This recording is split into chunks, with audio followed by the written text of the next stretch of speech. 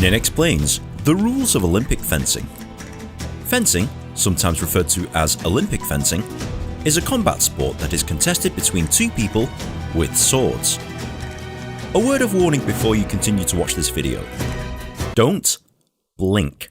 Olympic level fencers are bullet fast, and you'll need quick reflexes just to watch fencing, let alone play it. The contest is staged on a strip known as the piste, and it measures 14 meters long and up to 2 meters wide. The piste has a center line, on-guard lines, warning lines, and limit lines. The contest starts with both fencers on their on-guard lines. The referee will issue sets of instructions, and once he tells you to go, the clock starts. The aim of fencing is to contact your sword into the target area of your opponent whilst avoiding being hit yourself. Modern fencing is wired up electronically so that lights turn on if you strike the required area.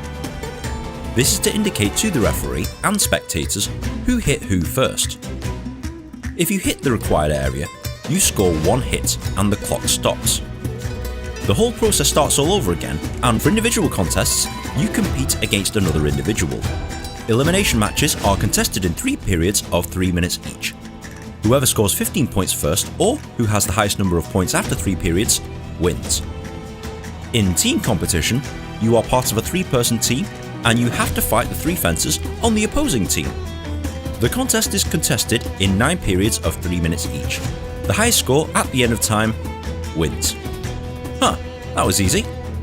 I wish it was that simple, but it's not. Rather confusingly, Olympic fencing has 3 different disciplines, which are fought with 3 different weapons, and have uniquely different rules from each other. But before I explain what those are, you need to know about one very important concept. Right of way. It's complicated, but put simply, if both fencers hit at the same time, it's the person who is in an attacking position first, or who controls the initiative, or that fights more aggressively, is the fencer that is given the point. An attacking position is where an arm is extended and the tip of the blade is pointing at your opponent. To give yourself right of way, you can either attack first, fall short, where you make your opponent miss and then attack, parry and riposte, where you deflect an opponent's attack so they don't have the right of way, and then riposte, which is a counter attack, or beat, where you knock your opponent's blade away without warning and then score yourself. Okay, I got that. So what are the 3 disciplines? Number 1, the foil. The foil is the most common discipline in fencing and is considered to be the most technical.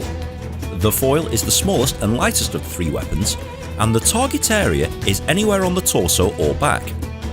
In foil, you are only allowed to attack an opponent by thrusting with the tip of the blade. Hitting with the side of the sword doesn't count. The right-of-way rules apply here, so being able to parry and riposte accurately, especially with such a small target area, is key. Number 2, the saber.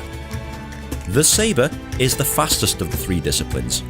The sword itself has a different handle and is slightly shorter than a foil.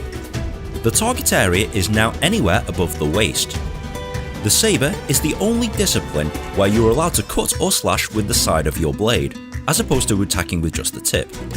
This means that with the right of way, the increased target area, and the ease of scoring, it is advantageous to attack first and ask questions later. Number 3, the épée. If the saber was the fastest, the épée is considered to be the slowest by comparison. The épée is the biggest and the heaviest of the 3 swords, but the target area is now the entire body. Like foil, you must only attack with the tip of the blade, but unlike foil and saber, the épée is the only discipline where the right-of-way rules do not apply. So if both fencers touch at the same time, both are awarded a point. With a longer and heavier sword and the whole body now being fair game, fencers are now very cagey. They have to be selective when to attack, as you can easily be exposed in épée. That's the bare bones of it all, but there's a couple of more things that you need to know before playing or watching fencing. For example, penalties. There are things you cannot do in fencing, such as stepping off the piste during play, turning your back on your opponent, or using your non-playing hand. A yellow card indicates a warning, a red card indicates that your opponent is awarded a point, and a black card signifies that you have been disqualified from the contest. Non-combativity. On the rarest of occasions, both fencers will refuse to attack each other. If the referee feels that neither fencer is making any effort to attack, he will stop the clock and declare non-combativity or non-combativeness. He will end the period and a new period will begin. This is a strategic move, particularly in the team composition, to force an opponent to attack more aggressively in the next period, especially if they're down on points. If you found this video at all helpful, please like, share and subscribe. It takes me ages to make one of these things and good karma is very much appreciated. If you're also on Reddit, you can post this video and discuss it there. But in the meantime, enjoy fencing.